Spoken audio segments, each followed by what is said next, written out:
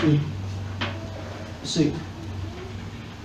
Una vez más, les saludo mis hermanos, mis amados hermanos y aquellos que nos visitan. Que la gracia y la paz de nuestro Señor habite siempre en nuestros corazones. Cantábamos: venid, adorar a Dios, contempla al Rey. Bueno, vamos a hacer eso mismo, vamos a contemplar al Rey a través de su palabra. Vamos a contemplar al Rey a través de escuchar la predicación de su palabra. Y eso de contemplar al Rey no solamente que seamos espectadores, sino que realmente seamos partícipes y hacedores de su palabra. Así que es necesario que estemos atentos, reverentes, con atención, para poder apreciar al Rey y su voluntad para con su pueblo. Es hermoso leer la palabra de Dios y ver cómo Dios quería el arrepentimiento de esa gran ciudad. La única manera de que el mal no fuese peor sobre aquella ciudad era que esa ciudad se arrepintiese. Y Dios vio eso. Pues Dios es lento para la ira y grande en misericordia. Pero una de las cosas que mueve al Señor a ser misericordioso es que nosotros nos humillemos delante de Él, le reconozcamos nuestras maldades, reconozcamos lo malo que nosotros hemos hecho. Y nuestra predicación de hoy no se escapa de eso también. Siempre que hablamos de la palabra de Dios, siempre es un momento para examinarnos, evaluarnos y conformarnos a la palabra de Dios. Con la palabra de Dios no tenemos opción.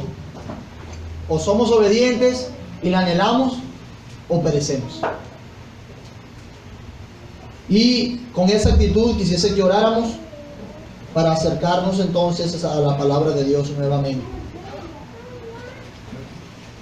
Padre, una vez más estamos aquí delante de tu presencia para agradecerte el buen tiempo que nos diste, Señor, para cantar a ti alabanzas, para que podamos cantar aún tu voluntad, que lo que tú nos has enseñado poder también cantarlo, que podamos adorarte conforme a lo que tú has revelado. Gracias, Señor. Gracias por la oportunidad que nos da de estar aquí, Señor, como iglesia reunidos, celebrando tu nombre, celebrando, Cristo, que tú vives, y poniendo toda nuestra esperanza en esa verdad, porque sabemos que porque tú vives no pereceremos mañana. Te ruego, Señor, que guardes y preserves los corazones de aquellos que no asistieron hoy a este lugar.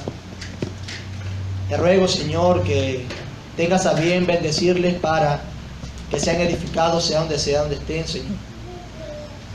También quiero rogarte para que los que estamos acá podamos estar apercibidos de la solemnidad de este momento, para que podamos estar apercibidos de lo importante que es este momento para nuestras vidas, tanto para los creyentes, los que asisten regularmente a esta congregación, como para aquellos que vienen por primera vez. Es trascendental lo que tu palabra tiene para decirnos. Por eso ruego que podamos estar atentos y reverentes y dispuestos a someternos a ella, pues tu palabra es digna de someternos a ella. Además, tus hijos han de encontrar deleite, esperanza y consuelo en ella, dirección y guía. Por eso te ruego, Señor, que me des la gracia de poder guiar a tu iglesia, aquel gobierno que será perfecto e intachable y que tendrá al gobernante por excelencia, y que nuestra esperanza esté puesta allá. Tú vendrás pronto, Cristo. Ayúdanos a anhelar verte. Ayúdanos a querer estar contigo por la eternidad, con cuerpos incorruptibles y gozando de tu gobierno eterno. Oramos en tus méritos, Jesús, en tu justicia, porque sabemos que nosotros estamos limitados. Amén. Amén. Amén. Bueno, hermanos, continuamos con nuestra serie El cristiano y la política. Teníamos 2 semanas ausentes. La última vez estábamos evaluando Romanos 13, o evaluándolo no, más bien estábamos examinando qué decía Romanos 13, para ver cómo nos ayudaba ese pasaje a conducirnos en la situación actual en la que estamos pasando como nación. Vimos la semana pasada 2 encabezados acerca de este pasaje y hoy vamos a ver el último encabezado, que espero lo recuerden porque los nombré los 3 hace 2 semanas exactamente. Vamos a leer nuestro pasaje para estar ubicados. Romanos 13 del 1 al 7 dice: sométase toda persona a las autoridades superiores, porque no hay autoridad sino de parte de Dios, y las que hay por Dios han sido establecidas. De modo que quien se opone a la autoridad, a lo establecido por Dios, resiste, y los que resisten acarrean condenación para sí mismos. Porque los magistrados no están para infundir temor al que hace el bien, sino al malo. ¿Quieres pues no temer a la autoridad? Haz lo bueno y tendrás alabanza de ella, porque es servidor de Dios para tu bien. Pero si hace lo malo, teme, porque no en vano lleva la espada, pues es servidor de Dios, vengador para castigar al que hace lo malo. Por lo cual es necesario estarle sujetos, no solamente por razón del castigo, sino también por causa de la conciencia. Pues por esto pagáis también los tributos, porque son servidores de Dios que atienden continuamente a esto mismo. Pagad a todos lo que debéis, al que tributo, tributo, al que impuesto, impuesto, al que respeto, respeto, al que honra, honra. Esta vez vamos a ver la responsabilidad de las autoridades según la palabra de Dios. La responsabilidad de las autoridades según la palabra de Dios. Eso es lo que vamos a ver hoy. Hace un par de semanas estuvimos también en este pasaje y vimos los 2 encabezados anteriores, el origen de las autoridades civiles y nuestra responsabilidad con ellas. Aprendimos que el pensamiento de Pablo posiblemente no era solo instruir a la iglesia, sino que las autoridades civiles también pudieran ser expuestas a estas palabras, procurando así la conversión de ellas y posiblemente procurando también que cesara la hostilidad contra los cristianos por parte de las autoridades civiles. Pablo parece que quería presentar una perspectiva correcta de los cristianos como personas que reconocían las autoridades civiles y se sujetaban a ellas, mientras que enseñaba a la iglesia en Roma cómo conducirse con las autoridades civiles. Hermanos, aprendimos que Dios es el autor del Estado. Dios es quien ha puesto a las autoridades civiles y las autoridades civiles sirven a Dios. Por tanto, decíamos que debemos sujetarnos a Dios reconociendo el orden que ha puesto en el mundo para nuestro beneficio.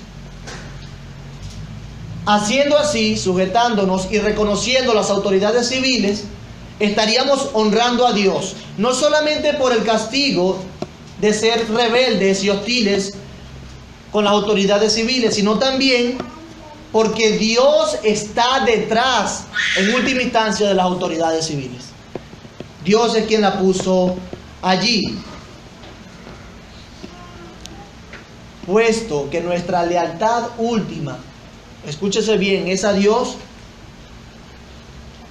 por eso, si la autoridad del Estado entra en conflicto con la autoridad terrenal, ¿qué debemos hacer? ¿Obedecer a quién?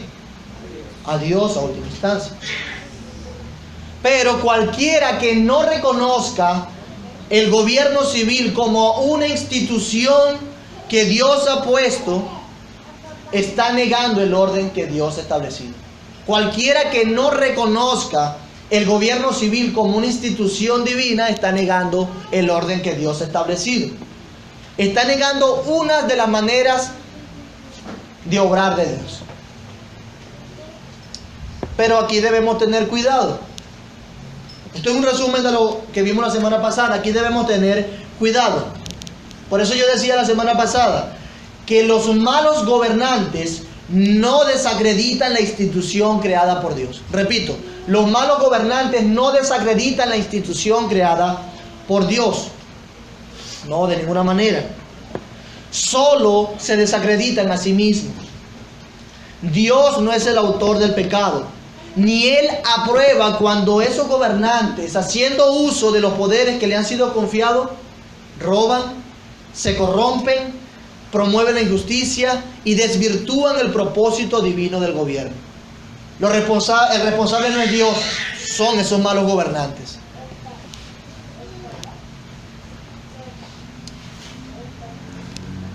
Yo sé que muchos, ya tengo mucho tiempo predicando acerca de esto, pero mi trabajo es que todos podamos tener una cosmovisión bíblica que honre a Dios en cada aspecto de nuestro pensamiento y de nuestra opinión pública. Ese es mi anhelo. Mi anhelo es que nosotros seamos conformados a la voluntad de Dios, que podamos tomar las decisiones correctas, que aún con esas decisiones que tomemos en medio del contexto en el que estamos, honremos a Dios. Honremos a Dios, porque nosotros no somos seres separados. Nosotros no somos seres separados. Y para eso es también necesario tener un entendimiento del contexto político donde Dios nos ha puesto. Por eso yo les he incitado muchas veces a que nos empapemos de la situación. De hecho, yo entiendo que nosotros hemos tenido un entendimiento equivocado y desmedido acerca de quién es nuestra autoridad civil. ¿Quién es el Estado a quien nosotros debemos sujetarnos?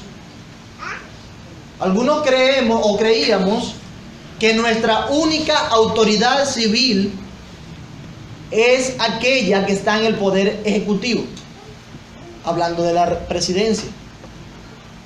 Pero la verdad, mis amados hermanos, es que a Dios le plació que estemos en una nación que por ahora es democrática y donde la autoridad civil o el Estado, como nuestra autoridad, está dividido en 5 poderes. Ya lo dije antes: poder electoral, moral, ejecutivo, legislativo y judicial. Al ver quién es o qué es el Estado a quien nosotros nos debemos para honrarle y sujetarnos según la situación, nosotros podemos tener entonces un entendimiento más claro. Nosotros nos debemos a muchas personas que representan el Estado y que representan nuestra autoridad civil a la que debemos honrar. Claro está, siempre y cuando no entre en conflicto con la obediencia a Dios.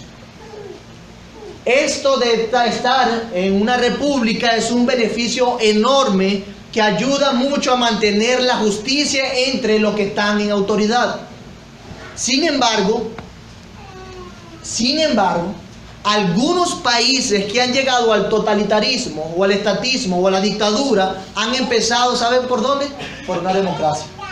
Porque han comprado conciencias y han comprado poderes. Entonces, de igual manera, sabiendo los beneficios donde Dios nos ha puesto como una nación democrática, que el Estado está dividido en 5 poderes a los cuales no debemos, aún así debemos aún tener una cosmovisión cristiana para procurar el bien de nuestra nación como Dios espera de nosotros. Pero Dios nos guarde que nosotros caigamos en otro extremo. Y esto siempre he dicho que ha sido un tema importante. De hecho, he escuchado que algunos dicen, bueno, ya el pastor dio su posición política. Pero mis hermanos, realmente mi anhelo es que con nosotros, viendo la palabra de Dios, nosotros lleguemos a conclusiones. Y Dios me pedirá cuenta si yo no guié a la iglesia a lo que dice su palabra. No solamente yo estoy declarando una postura, y seguramente se hace evidente por nuestro contexto. Sin embargo, mi anhelo último, y debería ser también el de ustedes, es estar apegados a la palabra de Dios. Que nuestra conciencia esté cautiva a la palabra de Dios. Así que porfa, no me malinterpreten. Al contrario, descansemos en la voluntad de Dios. Porque realmente cuando nosotros tocamos este tema, parece que los evangélicos padecemos de esquizofrenia intelectual. Cuando se trata de un tema teológico o espiritual, acudimos a la Biblia. De una vez. Ahí vamos, a las Escrituras. Pero cuando, por ejemplo, se trata de otros temas como la política, la economía o el arte, nuestras opiniones frecuentemente no tienen ninguna relación con nuestra fe cristiana. El resultado de esto es que proyectamos una especie de doble personalidad. Hagamos un experimento. Trata de conversar con un amigo cristiano acerca de cualquier candidato político. Es muy probable que solamente hagan comentarios pragmáticos, positivos o negativos de esta persona, acerca de lo que pasaría si esta persona fuese elegido o no. Si este fuese presidente, nuestra economía mejoraría. Sale el otro. Si este otro fuera elegido, aumentaría el crimen. Y ciertamente no hay nada malo en especular acerca de las posibles consecuencias de las elecciones de algún político. Sin embargo, mis hermanos, esto no es suficiente, porque no refleja una evaluación profunda y basada en principios bíblicos. Toda nuestra opinión debe estar basada en principios bíblicos.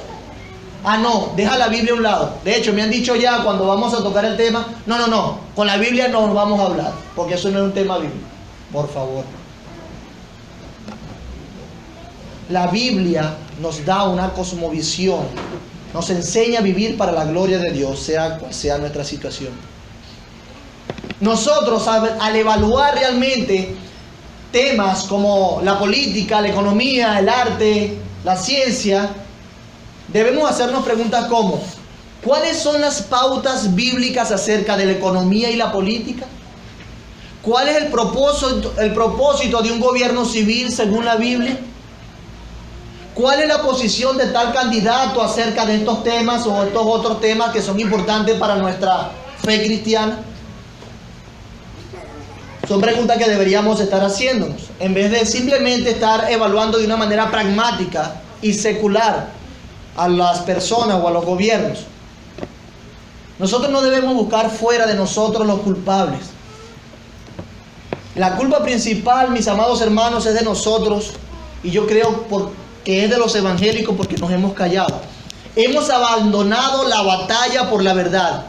Ingenuamente nos hemos puesto los lentes de los incrédulos para investigar acerca de la ciencia, acerca de la creación. Nos hemos puesto los lentes de los incrédulos, de lo que piensa el mundo, para indagar acerca de la política y la economía. Hemos entregado el mundo en bandeja de plata a los incrédulos. Así ha pasado con nosotros. Mis amados hermanos, las Escrituras nos exhortan a predicar el Evangelio, a predicar a nuestro Señor Jesucristo, pero también nos exhortan a ser discípulos, enseñándoles a guardar todas las cosas que Cristo enseñó. El Evangelio va tomado de la mano del discipulado, y el discipulado debe contener todo el consejo de Dios. ¿Usted va a discipular a alguien? ¿Va a enseñarle una parte de la Biblia nada más? No, todo el consejo de Dios debe dárselo.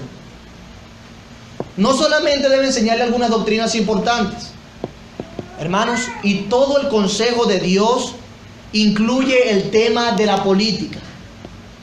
Así que si estamos cumpliendo nuestro llamado a ser discípulos, debemos enseñarle también una perspectiva bíblica acerca de los gobiernos, de la economía, de la ciencia y de los diferentes temas que hay y de los cuales se habla. Eso es enseñar todo el consejo de Dios. Vamos de lo fundamental e importante y vamos enseñando todo el consejo de Dios. Eso es discipulado, eso es predicar el Evangelio. Por eso es que estamos aquí. Por eso es que estamos aquí, hablando de esto.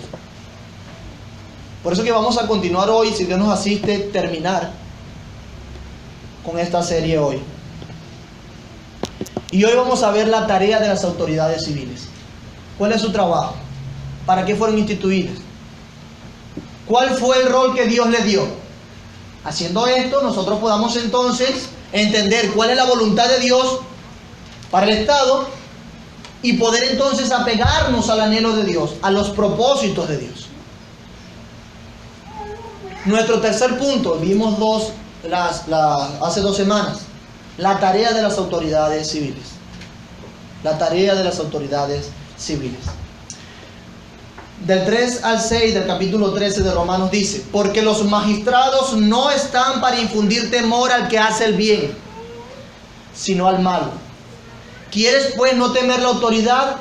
Haz lo bueno y tendrás alabanza de ella, porque es servidor de Dios para tu bien. Pero si haces lo malo, teme, porque no en vano lleva la espada, pues es servidor de Dios, vengador para castigar al que hace lo malo. Por lo cual es necesario estarles sujetos, no solamente por razón del castigo, sino también por causa de la conciencia. Pues por esto pagáis también los tributos, porque ellos son servidores de Dios, que atienden continuamente a esto mismo. Entonces, podemos ver en primer lugar que el Estado tiene la responsabilidad de administrar la justicia. El Estado tiene la responsabilidad de la administración de la justicia. Fijémonos en las tareas mencionadas en Romanos 13. Para infundir temor al malo, no al bueno, hace la diferencia. Es servidor de Dios para nuestro bien. Lleva la espada para castigar al que hace lo malo y recibe tributos. Yo creo que basado en las verdades que contiene Romanos 13, que la tarea principal del Estado es garantizar el orden y la justicia. Expresado negativamente, la tarea del Estado es evitar el desorden y la injusticia. Esa es la tarea principal del Estado. Es decir, el Estado debe promover el orden y la justicia en las relaciones entre los individuos y en las relaciones entre las instituciones. Eso es lo que debe hacer el Estado. Cuando hay un conflicto de intereses o cuando hay una falla que constituye una injusticia social, el Estado tiene derecho a actuar para establecer una situación más justa. Podríamos decir que el Estado es como el sistema nervioso de la sociedad. Ayuda a los otros miembros a funcionar en coordinación y avisa cuando hay dolor o cuando algo no funciona bien. Podemos decir que el Estado es como ese sistema nervioso. Cuando nosotros vemos que aquí en Romanos 13 aparece la palabra temor, allí se usa en el original la palabra phobos, de donde viene la palabra fobia, que también se podría traducir como terror. Como terror. Esto es un terror, o si se cabe la palabra, es un terror reverente en el que debe inspirar un gobierno al que hace lo malo. Si hace lo malo, el saber que hay un Estado civil, un gobierno, debe a ti llenarte de terror reverente para que siempre puedas vivir conforme a las leyes de esa sociedad. Temor. El gobierno está allí y el Estado está allí como vengador de lo malo. ¿En nombre de quién? En nombre de Dios. En nombre de Dios. Fíjense la alta responsabilidad que tiene en nombre de Dios. Y debe hacer uso de los medios punitivos a su alcance. ¿Con qué propósito? Con el propósito de detener la propagación de la maldad mediante el uso de mecanismos tales como la cárcel, las multas, la retribución, etc. Pero debe usar los medios punitivos para resistir la maldad en la sociedad. ¿Por qué? Porque es vengador en nombre de Dios. Una gran responsabilidad tiene. Una gran responsabilidad. El gobierno que no usa los medios para transmitir temor al que quebranta la ley, a aquellos ciudadanos, y que no los induce a abandonar el mal y hacer el bien, ese Estado, ese gobierno cosecha resultados catastróficos. Aquel que no se ocupa en hacer su trabajo realmente cosechará resultados catastróficos. La proliferación de la maldad en muchos gobiernos, ¿sabe qué? Se debe a que estos han abandonado su rol divino de ser un instrumento de temor y de freno a los criminales. Por eso es que la sociedad se deteriora cada vez más. Eclesiastés 8:11 dice: por cuanto no se ejecuta luego sentencia sobre la mala obra, el corazón de los hijos de los hombres está en ellos dispuesto para hacer el mal. Lo repito, miren lo que dice: por cuanto no se ejecuta luego la sentencia sobre la mala obra, el corazón de los hijos de los hombres está en ellos dispuesto para hacer el mal.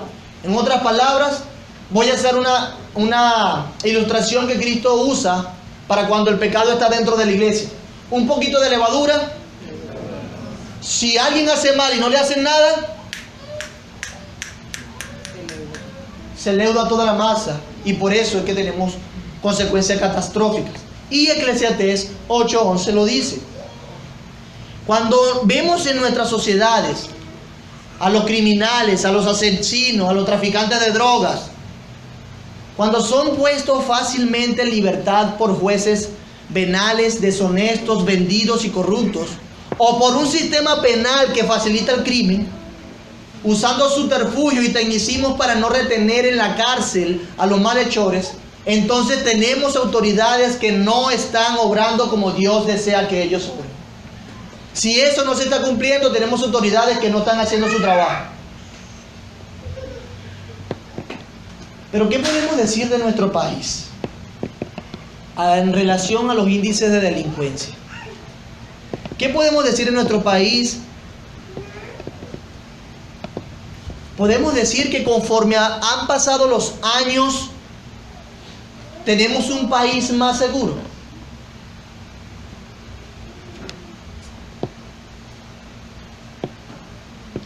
El gobierno o el Estado está para infundir temor a los malos, para hacer justicia.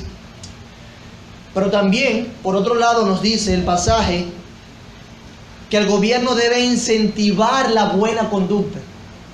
No sé si lo notan, el gobierno debe incentivar la buena conducta. O sea, si deseas pues no temer a la autoridad, bueno, haz lo bueno, y ¿qué recibirás de ella?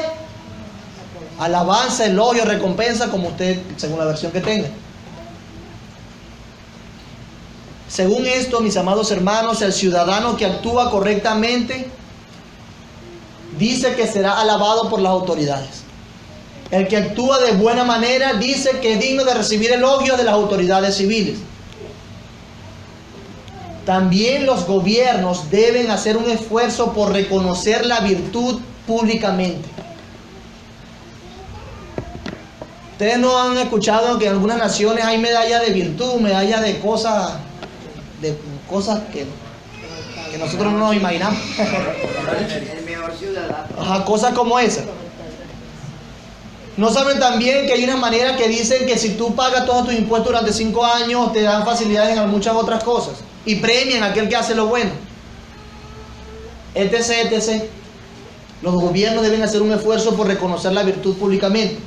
¿Por qué? Estaría incentivando ¿qué? La bondad, el buen juicio del ciudadano. Eso es lo que estaría incentivando. Pero ¿sabe qué? Es triste porque esto es muy diferente a muchos gobiernos en donde personas de reconocido historial de corrupción no son castigadas, sino que de hecho vemos que los gobiernos aún así las invitan a posiciones de autoridad, y por consiguiente su impunidad se hace notoria a todos. Eso es lo que pasa. Parece que ahora la tendencia es la siguiente: si una persona ha tenido un pasado corrupto, la retribución a ello es un puesto aún mejor entre los partidos políticos o entre el gobierno oficial. en vez de retribuir al bueno, en vez de alabar la integridad de los hombres que son transparentes y se esfuerzan por el bien común, ¿saben qué es lo que pasa? Se alaba, se premia al que ha hecho lo malo con un buen cargo político. Esto es inédito. ¿Qué trae esto? Esto trae frustración y trastorna la inclinación de los hombres a la integridad. Es decir, no necesito ser bueno en esto para tener un cargo político, tengo que hacer unas otras cosas. O estar donde hay. O tener buenos contactos. En otras palabras, ya la regla y la motivación no es ser un buen dirigente político o un buen funcionario público. Ahora parece que se alaba el silencio y se usa la corrupción de los hombres para seguir manteniendo la cadena de corrupción. Tú también estás encochinado, no puedes decir nada, así que vente para acá. Parece que conviene más ser corrupto y dejarse llevar por el sistema que ser fieles a los principios y valores que benefician a la sociedad y a la nación. Bueno, eso por lo menos es lo que yo he visto en mis cortos años de edad. Romanos 13:4 dice, pero antes de leer eso, quiero hacer énfasis en esto. Está para alabar al bueno. Para aquella persona que es digna de estar en un lugar, que se haga. De ese reconocimiento, que se haga. No está para infundir temor al bueno. La autoridad civil no está para infundir temor al bueno. No está para eso. Romanos 13:4 dice, pues es para ti un ministro de Dios para bien. Pero si hace lo malo, teme, porque no en vano lleva la espada. Pues ministro o diácono, en otras palabras, es de Dios, un vengador que castiga al que practica lo malo. Por otra parte, el propósito básico del que está en autoridad no es de herir, sino de ayudar. Es para hacernos bien. Quiero dar un ejemplo fácil. Cuando usted le paga a alguien para que venga a limpiar a su casa, ¿esa persona trabaja para usted? Sí, ¿verdad? Porque usted le está pagando y esa persona trabaja por usted. Ahora, usted paga sus tributos, usted paga sus impuestos, que debemos pagarlos. Entonces, el gobierno está no para hacernos mal, sino para servirnos a nosotros, para hacernos bien. Realmente, Él está para hacernos bien. Es un servicio que están haciendo para la nación, para la sociedad. ¿Y saben qué? La sociedad no es un individuo, somos muchos. Es para hacernos bien. Por eso que siempre me preocupa cuando nosotros tememos a la autoridad civil, cuando nosotros estamos haciendo lo bueno. ¿Qué está pasando? Se están volviendo las cosas. Podemos decir también con este pasaje que Dios prohíbe la venganza personal. Fíjense cómo sirve el gobierno. Dios prohíbe la venganza personal. Dice Romanos 12, 17 al 19. No paguéis a nadie mal por mal. Procurad lo bueno delante de todos los hombres. En cuanto está de ustedes, o cuanto esté en sus posibilidades, tener paz con todos los hombres. No os venguéis vosotros mismos, amados míos, antes bien, dan lugar ¿a qué? A la ira, porque escrito está, mía es la venganza, yo pagaré, dice el Señor. Dios es el que ha de vengar, por eso que Pablo nos amonesta, y Cristo también nos amonesta a no vengarnos. Pero ¿sabe qué? Según este pasaje, el gobierno es el ejecutor de la venganza de parte de Dios para el que causa daños a otra persona. Repito, el gobierno es el ejecutor de la venganza de parte de Dios para el que hace daño al otro. Mientras estemos en esta vida, en este mundo, en estas circunstancias, ¿sabe a quién usa Dios para hacer venganza? A las autoridades civiles. Si alguien daña a otra, lo roba, lo viola, o hace otro tipo de mal, allí está el Estado. Dios ha encargado a las autoridades para ser el ejecutor de la venganza.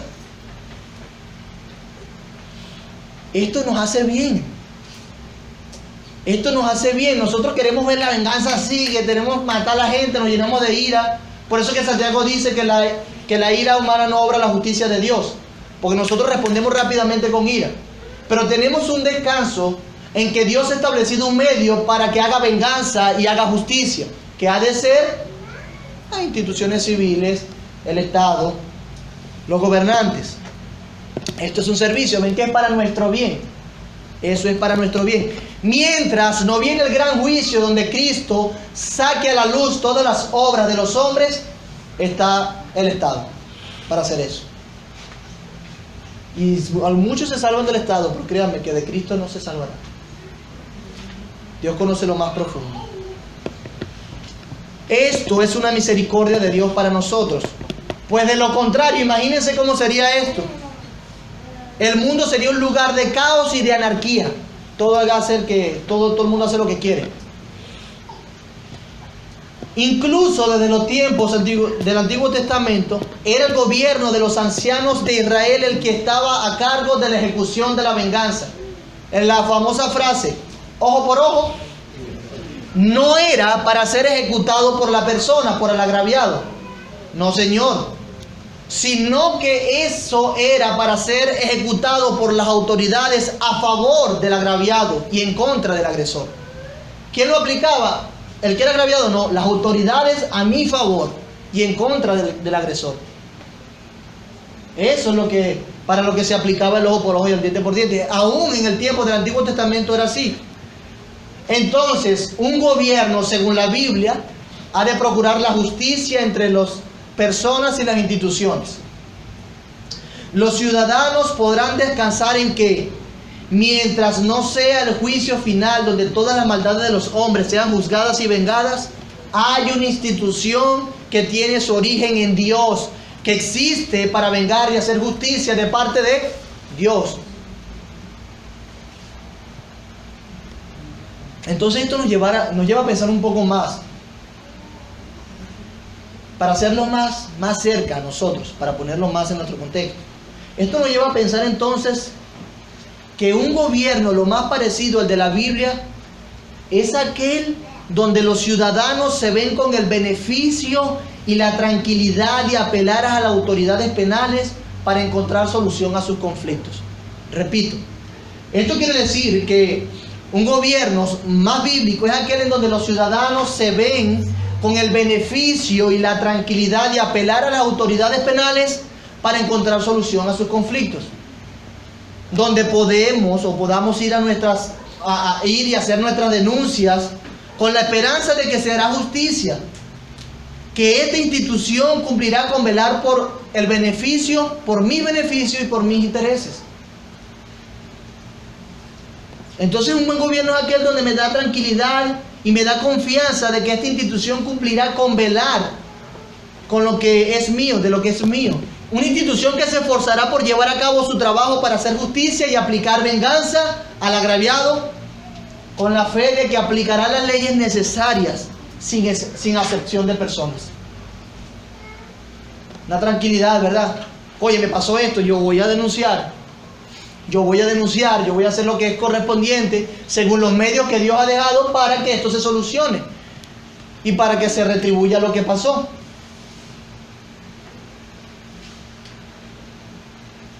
Imagínense aquel estado entonces donde nosotros podamos confiar en que se buscará la verdad y la justicia. ¿Sabe por qué? Porque tú pagas tus impuestos. Porque tú pagas tus impuestos. No porque debes pagar a diferentes personas bajo la mesa grandes sumas de dinero para que se te agilicen las cosas, o simplemente para motivar a los funcionarios a hacer aquello por lo que le pagan. No por eso, tú pagas tus impuestos y es para eso. Ah, no, por debajo de la mesa, porque si no, no hacen nada. Ahora, ¿qué pasa, mi amado hermano? Cristiano, tú cristiano, que descansa y prefiere que los principios de nuestro Dios se apliquen. Tú que anhelas eso, que anhelas la voluntad de Dios. ¿Qué pasa? ¿Qué pasa cuando no es así? Como yo acabo de describir ahorita. ¿Qué está pasando cuando la situación es tal que la mayoría de los ciudadanos pierden la esperanza en la institución del Estado? ¿Qué pasa cuando ya no eres motivado a ir a denunciar porque sabes que la impunidad es tan grande que los que deberían velar por tus intereses más bien se beneficien de que te hayan robado, de que te hayan matado un familiar, que se beneficien de tu mal?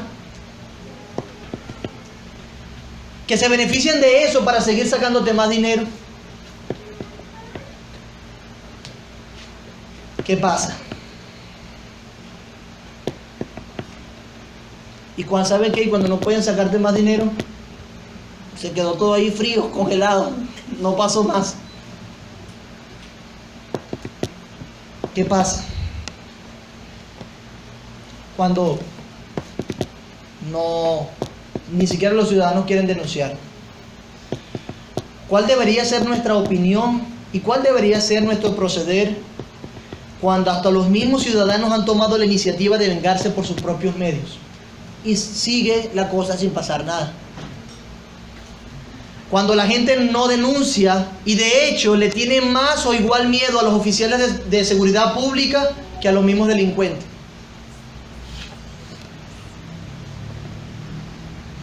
¿Qué pasa? ¿Cómo debemos responder cuando ya la gente no quiere tener sus documentos en regla porque simplemente tener unos billetes en el bolsillo son sus documentos de legalidad?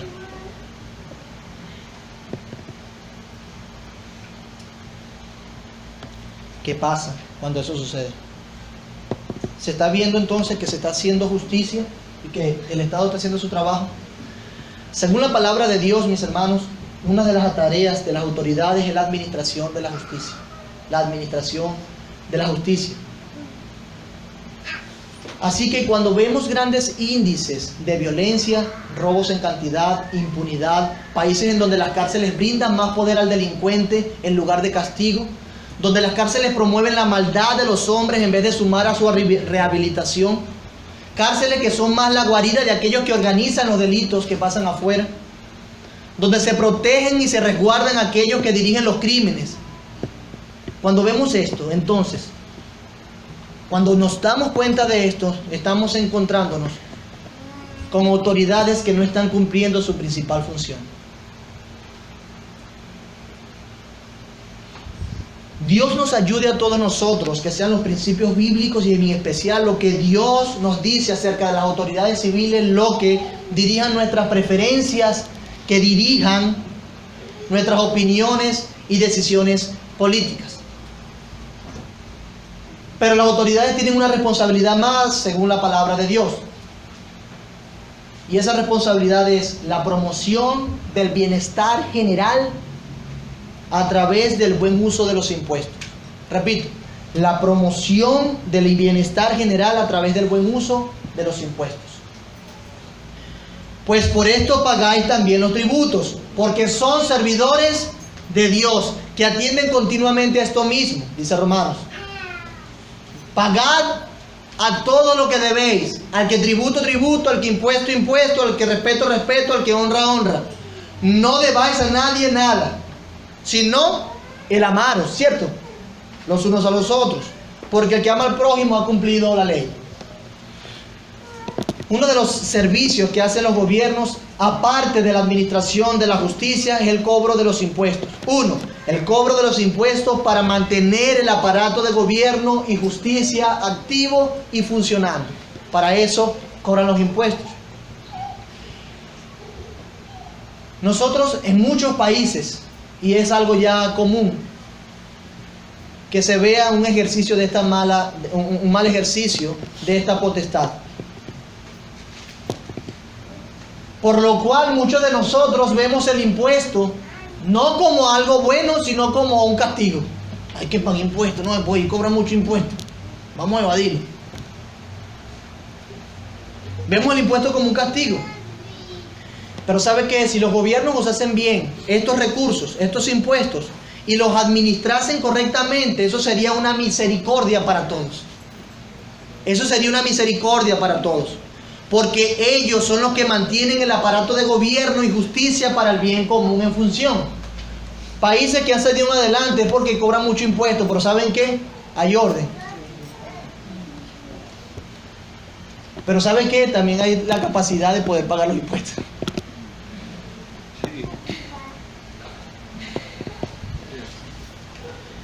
Si los gobernantes usaran bien esto, realmente sería una misericordia para todos. Claro está, claro está.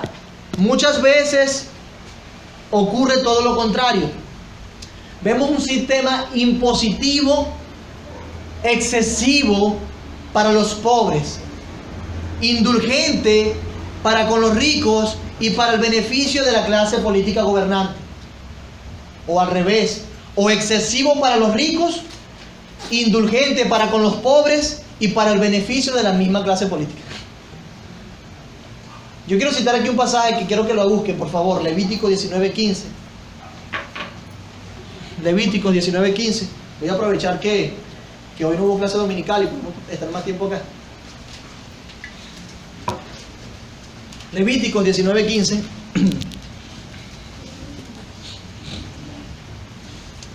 Dice de la siguiente manera Levíticos 19:15.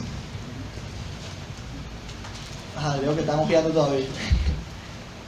Levíticos 19:15 dice: no harás injusticia en el juicio, ni favoreciendo al pobre, ni complaciendo al grande. Con justicia juzgarás a tu prójimo, y tu prójimo va desde el que no tiene nada al que tiene mucho. Ese es tu prójimo. Ahora, hermanos, esto de los impuestos también ha de aplicarse con justicia. Ha de aplicarse para el bien común por parte del Estado. Es importante que los impuestos sean bien aplicados. Aplicarse para el beneficio del pobre y del rico según la situación particular.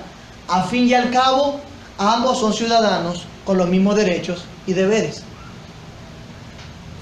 Una buena pregunta que podríamos tener nosotros en mente o hacernos sería la siguiente: ¿la justicia converge en algún punto con los intereses económicos de los ciudadanos y de las instituciones? Repito, la justicia converge en algún punto con los intereses económicos de los ciudadanos e instituciones. En otras palabras, la justicia tiene que ver con la economía. Permítame responderle de la siguiente manera: si a usted lo roban sus ahorros, o lo estafan, si le incumplen un contrato, si le incumplen términos de una sociedad, si su empresa es perjudicada por otra empresa mayor, si alguien visita su empresa o su casa y pretende sobornarlo o pretende aplicarle un impuesto injusto, ¿a dónde usted debería acudir? ¿Verdad? A las autoridades civiles para que resuelvan este asunto. A la policía, hacer denuncias para que se haga justicia. Entonces, de manera llana, con este ejemplo podemos decir que sí, que la justicia en un punto converge con la economía. Por eso hablamos también de impuestos. Tú pagas para que el aparato de gobierno, de justicia, se mantenga para el bien común. Y eso es lo que nos dice la Biblia.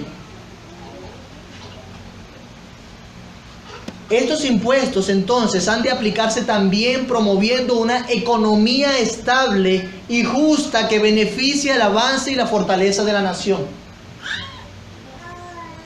Porque sabe que cada ilegalidad que suceda, como las que mencioné antes, perjudica a la nación y perjudica a la sociedad. Cada irregularidad e ilegalidad perjudica a la nación y a la sociedad. Entonces deben ser impuestos que sean dedicados a promover la justicia y un buen aparato económico y productivo de la nación. El problema está, como mencioné antes, cuando quieres beneficiar al rico por encima del pobre. Es allí el problema. Triturando a los débiles y favoreciendo a lo que les conviene con fines políticos y económicos. Estableciendo leyes e impuestos que exijan más allá de las posibilidades a los pobres y que le permitan a los ricos actuar con impunidad y hacer lo que quieren sin importar a quién se llevan por el medio. Gente con muchos bienes, con muchos recursos e influencias que nadie puede decirle nada porque todo lo compra con dinero.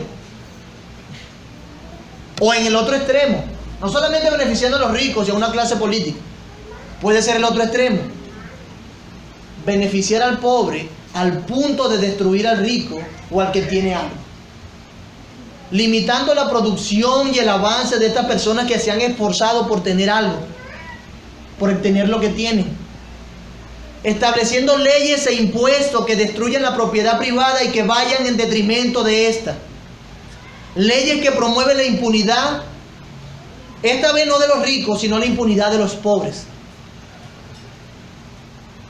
leyes que realmente promueve la impunidad del que tiene menos y juzga con severidad al que tiene mucho. En este caso, el pobre puede hacer lo que quiere. Puede hacer lo que quiere, incluso trabajar menos, o si quiere no trabajar nada, porque sabe que el Estado le va a dar lo suficiente para que él viva. Esto llega al extremo de que el saqueo se vuelve viable y una opción. ¿Por qué? Nadie dice nada. Favorece tanto al pobre que el pobre es usado para perjudicar al que tiene algo. Tenemos dos extremos. Pero Levítico 19:15 dice: no harás injusticia en el juicio, ni favoreciendo al pobre, ni complaciendo al grande. Con justicia juzgarás a tu prójimo. Y eso tiene que ver también con la aplicación, el cobro y la administración de los impuestos como nación.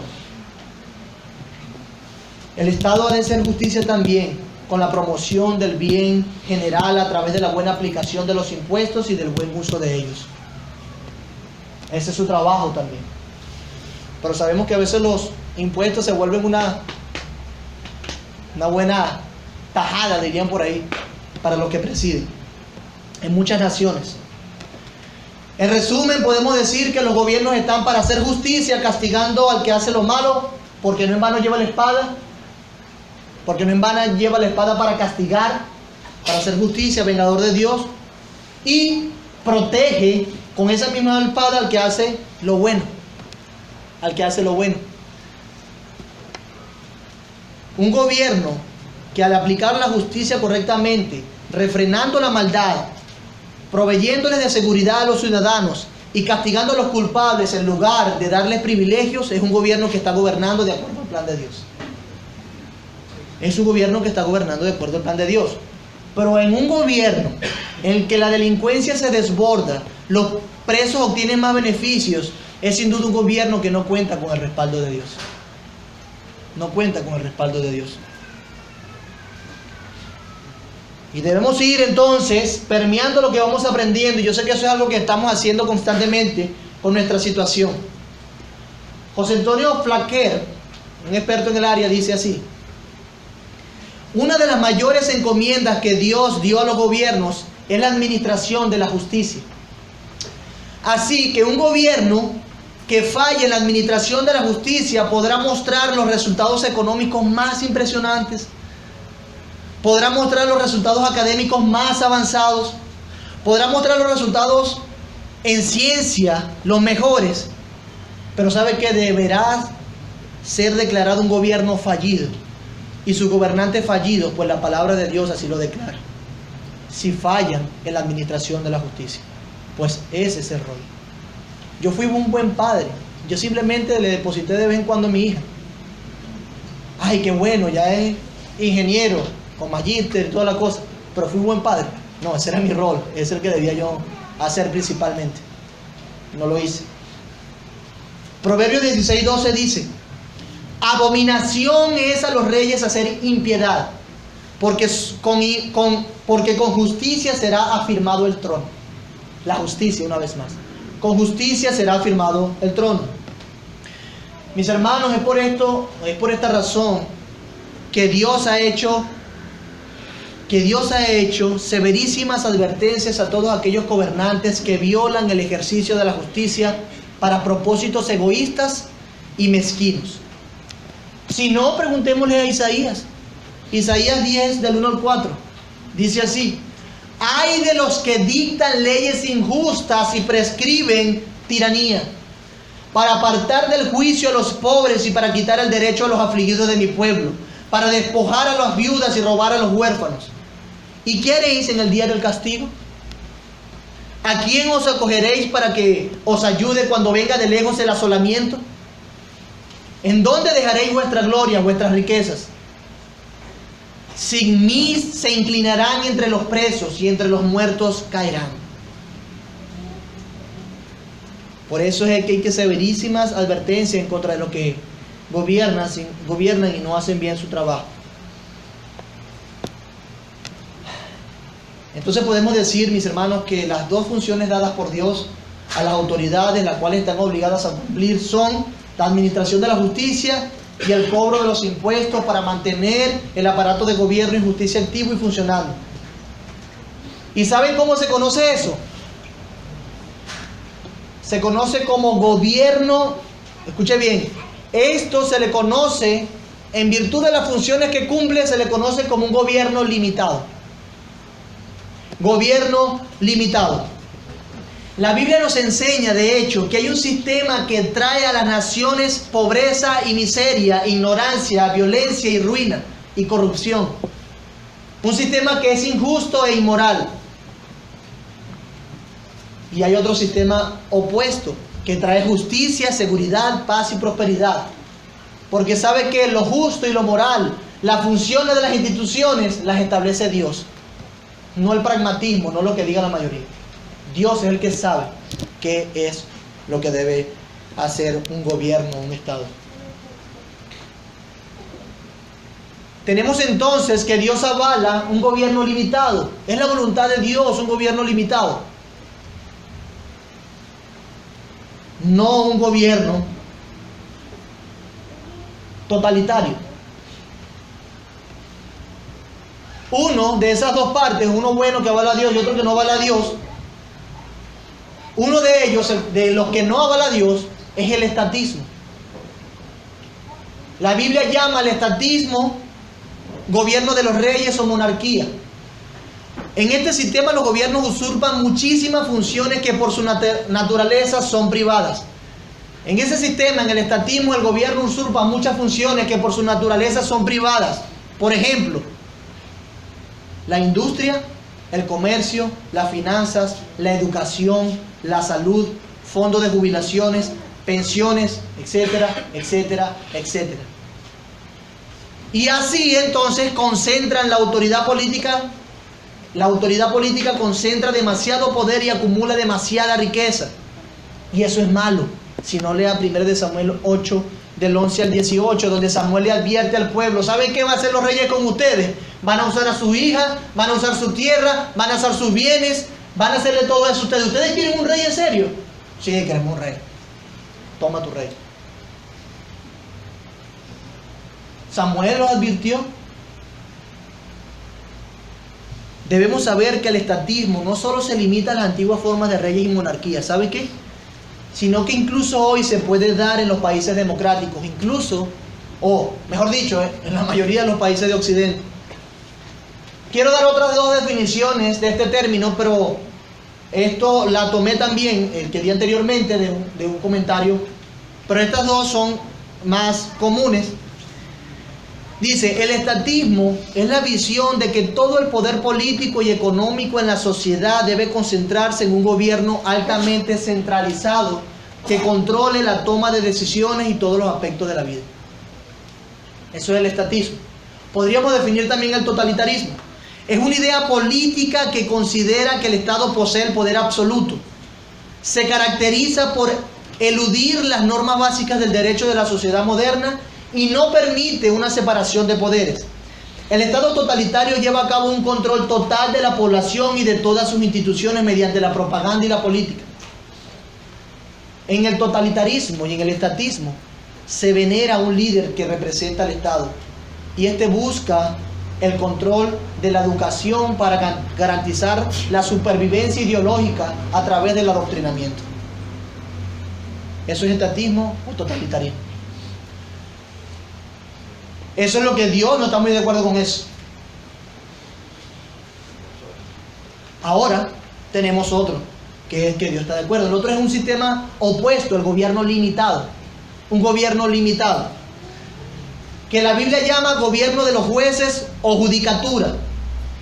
Atribuye a los gobiernos sus funciones en seguridad, justicia y obras públicas, y nada más. Atribuye a los gobiernos sus funciones de seguridad, de justicia y obra pública, más nada. El sistema moderno más parecido a este modelo bíblico es la república, donde hay controles y limitaciones del poder por medio de constituciones, poderes alternos, parlamentos, tribunales, rendición de cuenta entre ellos mismos, entre otras palabras.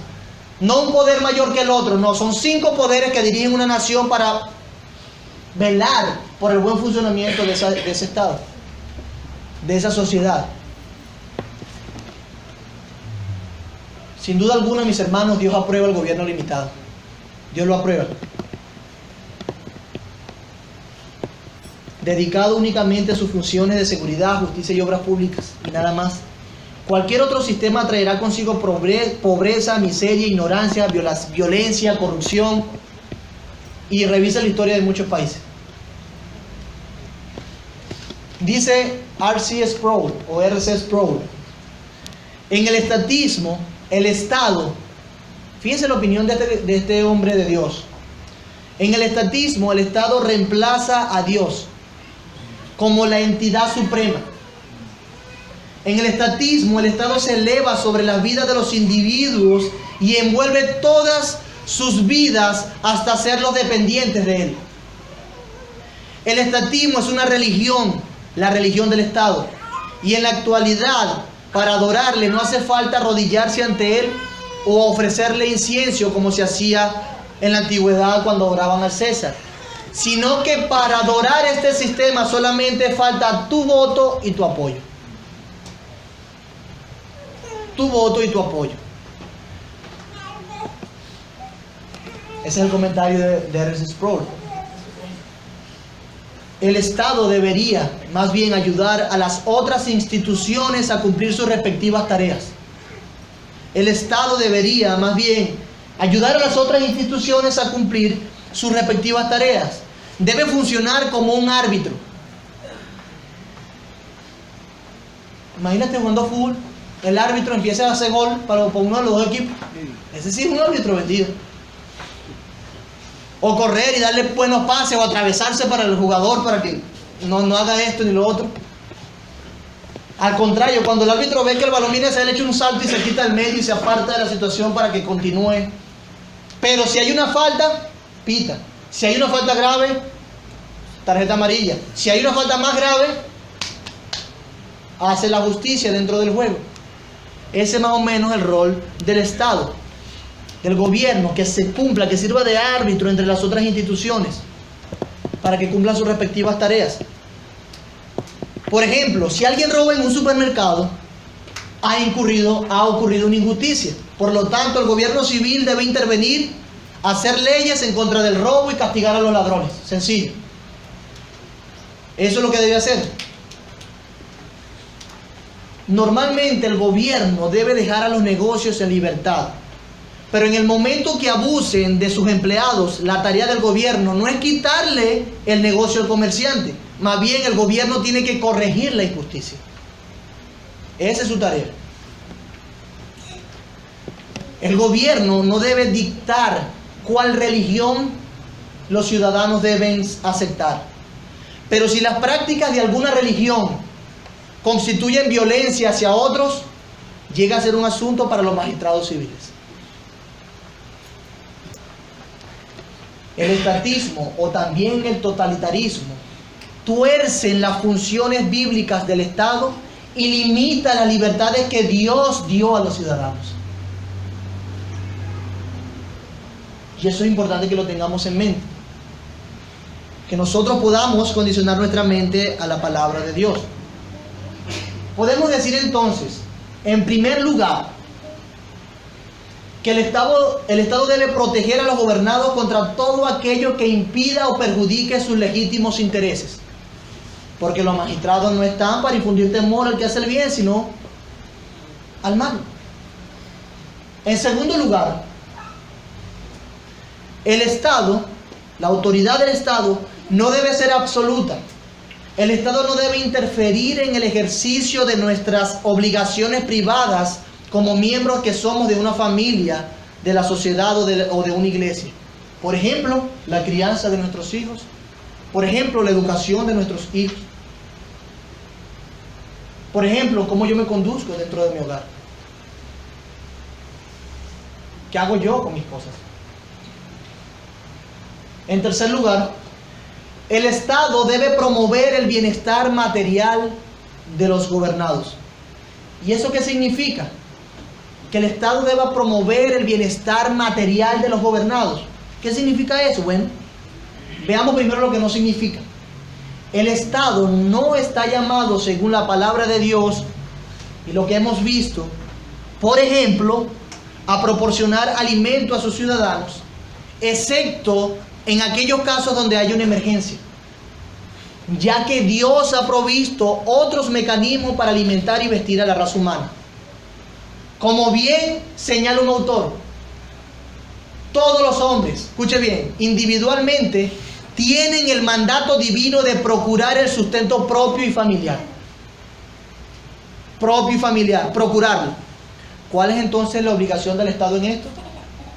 Este autor responde: promover condiciones apropiadas que permitan al individuo lograr sus propios medios de vida en un grado competente con la dignidad humana. Repito, el trabajo entonces del Estado es promover condiciones apropiadas que permitan al individuo lograr con sus propios medios un nivel de vida, un grado de vida competente con la dignidad humana. Ese es su trabajo. De hecho, la Biblia dice: el que no trabaja, que no coma. Recuerdo que mi hermano Andrés Rodríguez hace años nos habló de la teología del trabajo un poco, y nos enseñó que el trabajo estaba aún antes de la caída. Hermano, debemos trabajar y ser diligentes, porque ese es el medio que Dios ha establecido, el medio principal para que nosotros podamos satisfacer nuestras necesidades. Entonces el Estado no está llamado a eso. En cuarto lugar, mejor dicho, el Estado debe garantizar los intereses espirituales de los gobernados. Aquí incluimos la libertad de prensa, la libertad de culto, en una sola palabra, la libertad de conciencia. Por las Escrituras no debemos obligar a nadie a que sea cristiano. Hermano, hubo un tiempo donde la Iglesia Católica obligaba a las personas al cristiano. Si no era cristiano, hereje, muerto. Ok, la Biblia nos enseña que nosotros no debemos hacer eso, ¿no? Obligar a la gente para que sea cristiano, no, ni a nuestros propios hijos. Los educamos según los principios bíblicos para que el Señor tenga gracia y los salve. Pero nadie obliga aquí a que el otro sea cristiano. Predicamos con denuedo, con anhelos para persuadir, sí, pero no obligamos a nadie. Y la Biblia nos llama a obligar a alguien. Por eso amerita una respuesta de aquel de que se le predica. Ahora, si esto es así con respecto a la predicación del Evangelio y a las verdades de la Biblia,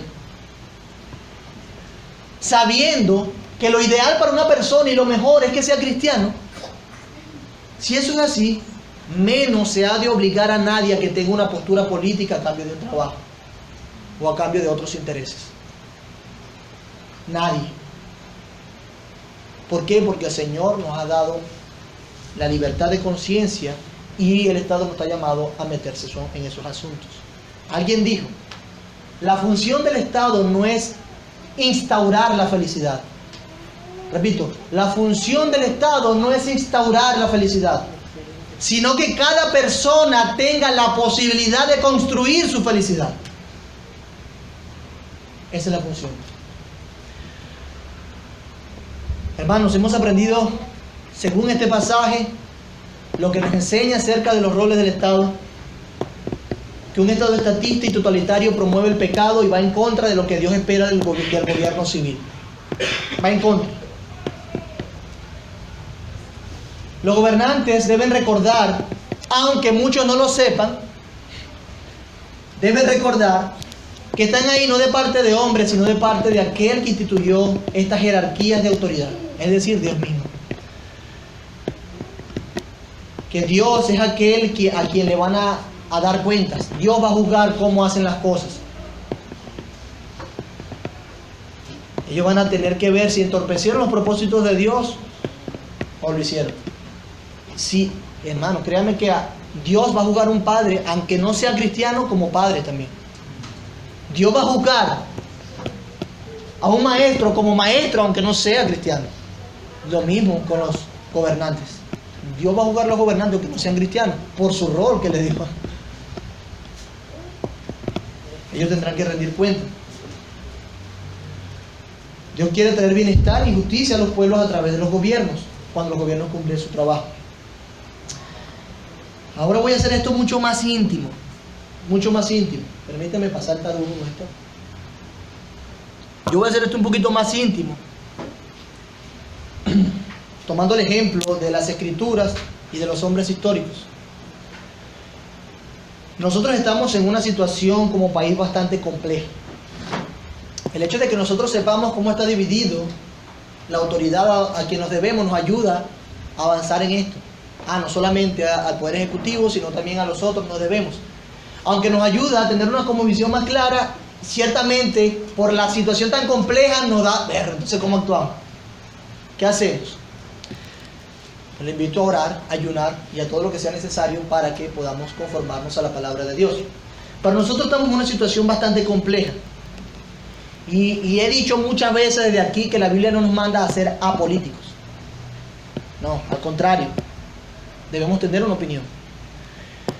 En nuestro trabajo como ciudadanos del reino de los cielos y ciudadanos de este reino, debemos ser fieles a Dios en todo, mis hermanos, incluyendo la política.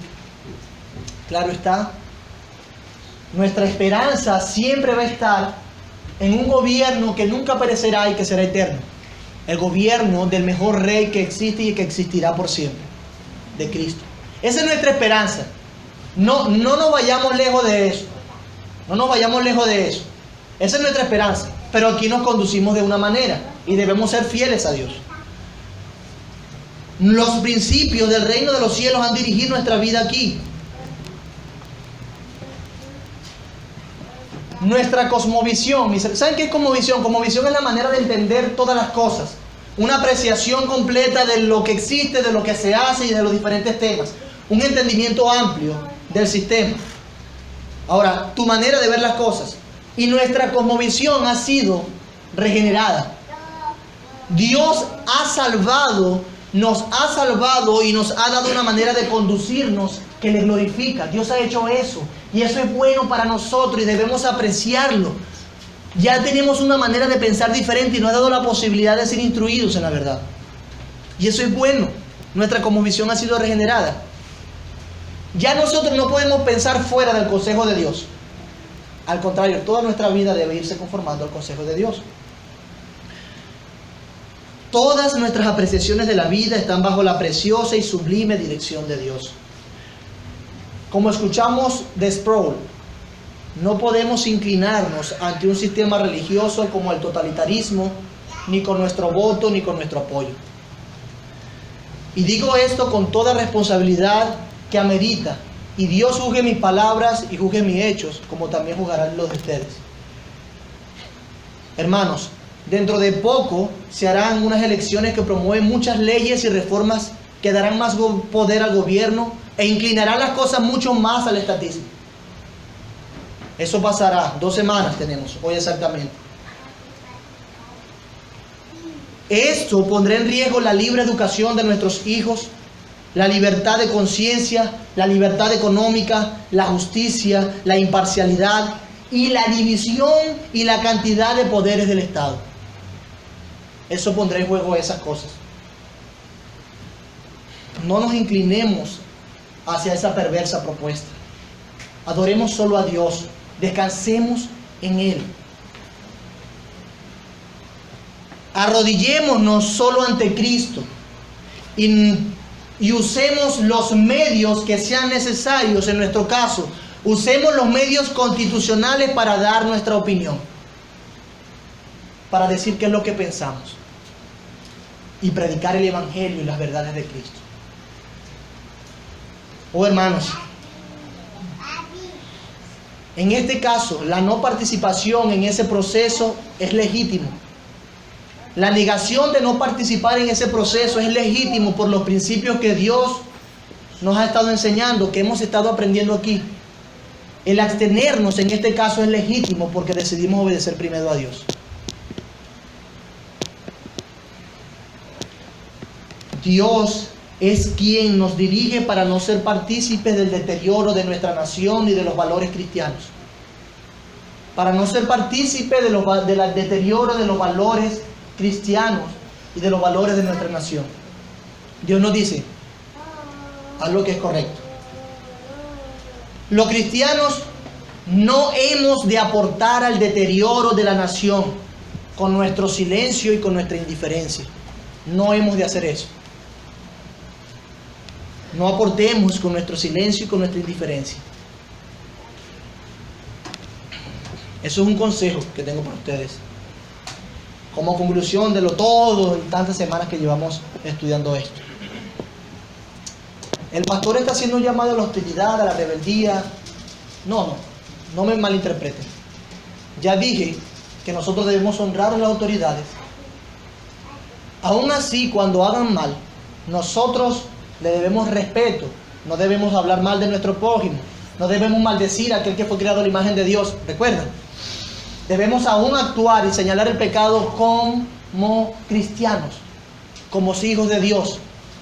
Pero eso no significa que estemos de acuerdo con todo. Pero imaginemos que esa propuesta se concrete. Imaginemos que avance la situación de nuestra nación hacia el estatismo, más evidente. Entonces, no debemos dejar de orar. No debemos dejar de vivir y luchar según los valores cristianos. No debemos dejar de hacerlo. Sin embargo, no podemos pasar por alto, no podemos negar que en la providencia de Dios estamos donde estamos.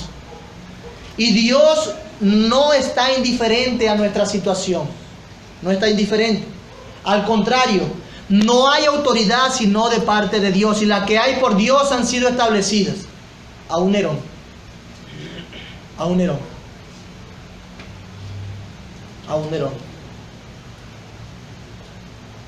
A algunos no les sonará bien esta verdad, sin embargo, es consistente con el resto del pasaje. Si algunos gobiernan mal, con atrocidades, con paganismo, totalitarismo y demás, Pablo llama a vencer el mal con el bien. Procurar lo bueno delante de todos los hombres. Buscar el bien de los enemigos. Nos manda a dejar lugar a la venganza divina y no que tomemos la venganza en nuestras manos. Vence con el bien el mal. A fin de cuentas, no le debas a nadie nada. Solo el amaros los unos a los otros. ¿Saben qué? ¿En qué se resumen los últimos mandamientos de la segunda tabla de la ley, del decálogo? En amarás a tu prójimo como a ti mismo. No amarás a tu hermano cristiano, piadoso, que tiene cerca, en la misma congregación como a ti mismo. Es amar a tu prójimo. El amor. Con el amor continúa el resto de nuestro pasaje.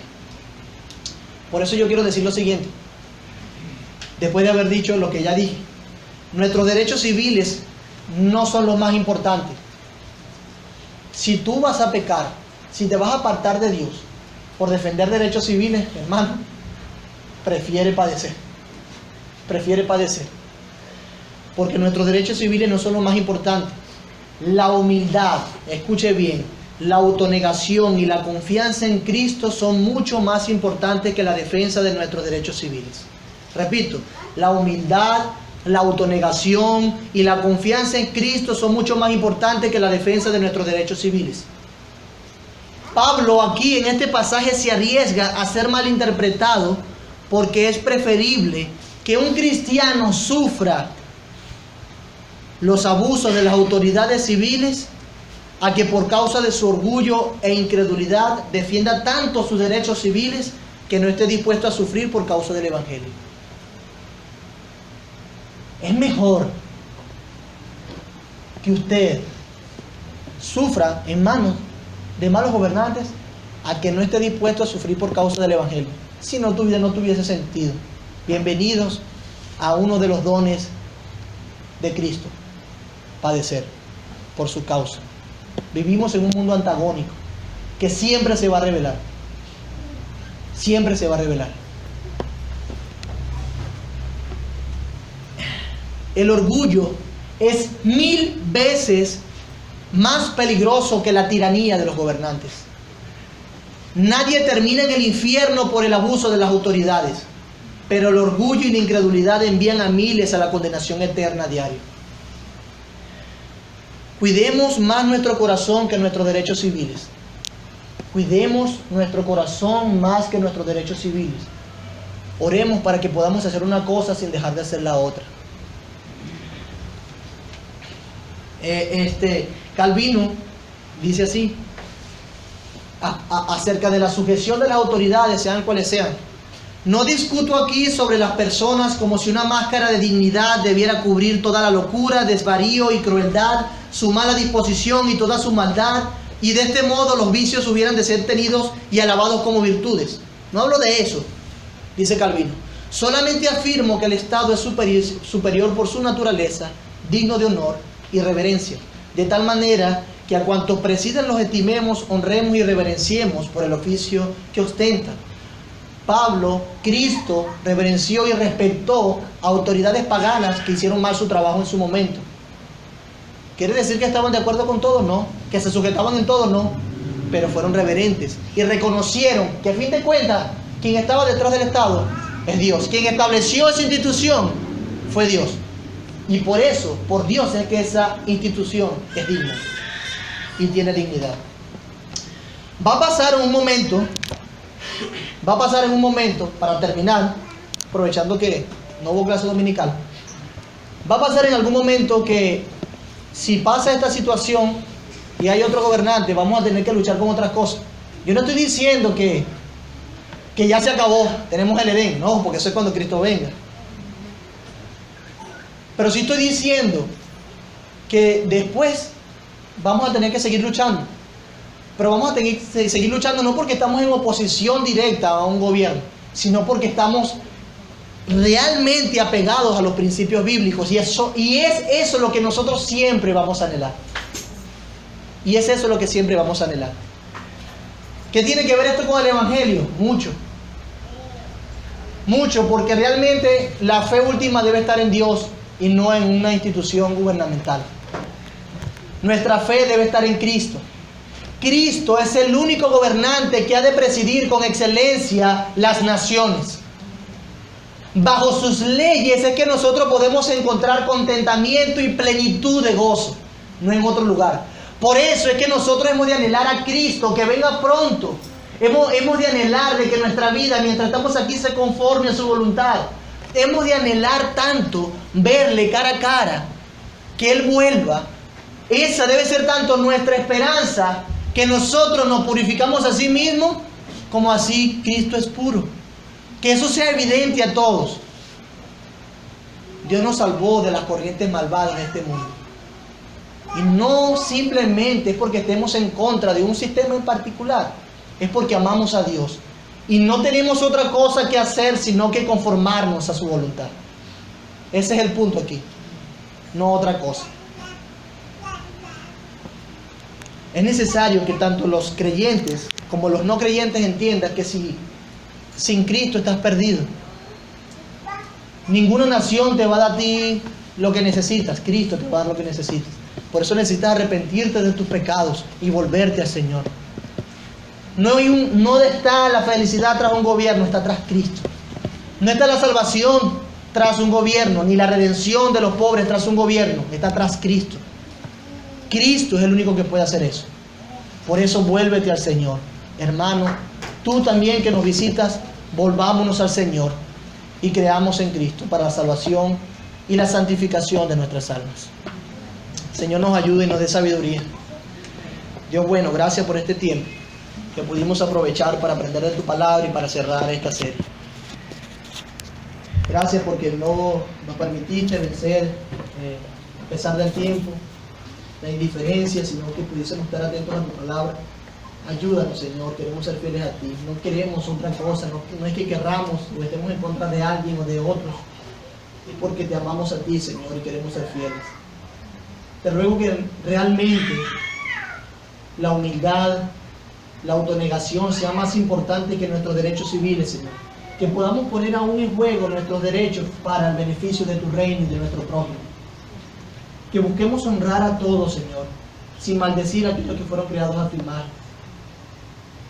Señor, haznos virtuosos. Señor, haznos piadosos. Cada día ordena nuestra conmovisión y que podamos adorarte a ti. Ayúdanos a ser fieles en todo cuanto hagamos y no subestimar las situaciones, las que sean. Tú estás en medio de todo. Tu providencia nos dirige para el beneficio de tus planes y el beneficio de tu pueblo. En eso descansamos. Y tu iglesia ahora te ruega, por favor, Señor, Cristo Jesús, ven pronto. Ven por tu pueblo. Ven y sálvanos, haz justicia. Haz justicia. Ten piedad de aquellos que están aún en sus pecados, Señor, y tráelos a salvación. Prospera tu palabra. Ten piedad de nuestra nación, Señor, y trae paz, trae tranquilidad, Señor. Te ruego que puedan conducirse las cosas con calma, sin mayores cosas, Señor, que pongan esto más complejo. Te ruego para que esto tenga un buen fin, esta disyuntiva que haya en nuestra nación en el ámbito político, social y económico, Señor. Sobre todo, ayúdanos a nosotros a mantenernos fieles hasta el fin, a arrodillarnos y a preferirte a ti. En tus méritos oramos, Cristo, sabiendo que solamente en ti está nuestra redención y nuestra salvación. Porque tú vives, nosotros viviremos mañana. En tu nombre oramos. Amén.